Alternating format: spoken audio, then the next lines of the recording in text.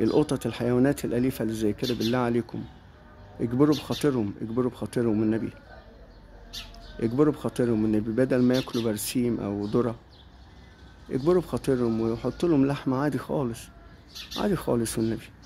والله يعني مخلوقات غلابة، والله يعني حيوانات غلبانة يعني، ما بتعرفش تنطق، والله يعني ما بتعرف تنطق، والله يعني ما بيعرفوا ينطقهم، لا حول لهم ولا قوة، والله يعني. انا هبشرها خلاص يا ستي، والله ما تخافيش، انا عملتلك اعلان اهوت، والناس الطيبة والله كلهم هيرموا ان شاء الله، هيدوكم لحمة عادي خالص، والله العظيم.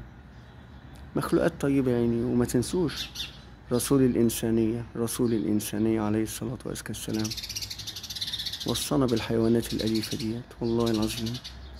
والله يعني مخلوقات طيبة، مخلوقات طيبة يعني، وغلابة، غلابة والله العظيم يعني، لا حول لهم ولا قوة.